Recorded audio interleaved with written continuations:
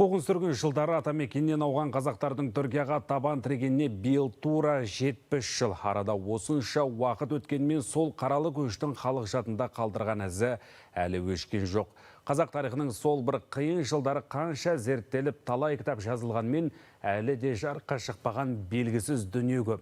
Алтайдан көшкен қалың қазақтың тағдырын қаз қалпында өлеңмен жеткізген ақын Зейнеп Сүрмелінің қолжазбалары жақында ғана Қазақстан мұрағатына табысталды. Ақынның өмірі мен отбасы туралы Түркиядағы тілшіміз Айдос Әшімұлының материалында. Жүрушек біз Алтайдан тауыл жайлап, көк орай көк шалғынға бие байлап, жосыған ақ бүкіндей қайран елім тоздың ғой әр тарапқа сорын қайнап. Бұл Зейнел ақынның өмірінің соңғы жылдары өз даусымен таспаға түсірген өлеңі. 20 ғасыр басында Алтайда туып, тағдыр талаймен Анадолу асқанда Зейнел Сүрмелі 25 жаста екен. Әкесі Гималай асып келе жатып, бір қарулы қақтығыста көз алдында қаза табады. Түркияға көшіп келген соң шеттей бала шағасын тереңдеу кәсібімен асырап отырған. Мыңдаған шақырым азапты жолда басынан кешкендерін балаларына айтпай, тек ақ қағазға өлең қылып төге беріпті. Babam 1980 yıllarında memleketke vardı.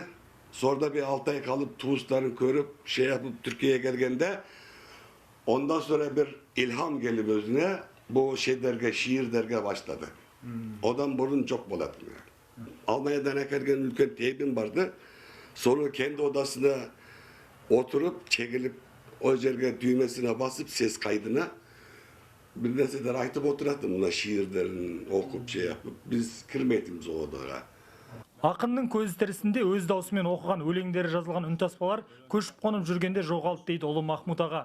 Дегенмен, әкесінің қолжазбалары мен әлемнің әр түкпірінен алған хаттарын көзінің қарашығындай сақтап келген. Стамбулда тұратын белгілі профессор Әбдуақап Қараның бастамасымен араб әліпбиімен жазылған құнды дүниелер Қазақстандағы қолжазбалар орталығына табысталды. 42 беттен құралған өлеңдер жинағын біз алып келдік. Қазірден тең жартысы аударма жұмыстары жасалды. Оның негізгі тілі араб жазуындағы төте жазу болды. Сол себепті біз мамандар қазір аударып, соны қазір біз заманауи форматқа қазір ауыстырып, соны қазір цифровизация жасаймыз. Соның есебінен біз өлеңдер жинағын жасадымыз. Және де осы көзде алдымыздағы қыркүйек қазан қараша айларында жақсы бір конференция, дөңгелек үстел өткіземіз. Зейнел Сүрмелінің жары 90-нан асқан Ханифа апа отағасын әлі де құрметпен еске алады. Адалдықты ту еткен кең жүректі азамат еді дейді. Бізді жас болдығын біраз кәдірін басы біләнмей қалдық. Елден мұнандай оқып жүрді, Қазақстаннан кетіп келді, хабардасып жүрді, қыдырып барып келді. Ondan sonra көшем кетем деп тоқтамады. Оны біз де кетпей қойдық. Бармаған танымақ деді біздің ішін.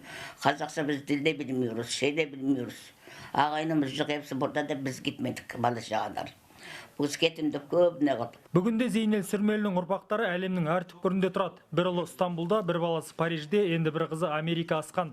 Дегенмен барлығы да қазақ тарихының тар жол тайғақ кешу кезеңін өлеңмен жеткізіп кеткен әкелерінің аманатына адалдық танытып, қайда жүрсе де қазақ екендіктерін ұмытқан емес. Айдос Әшімұлы, Қазақстан ұлттық арнасы, Түркиядан.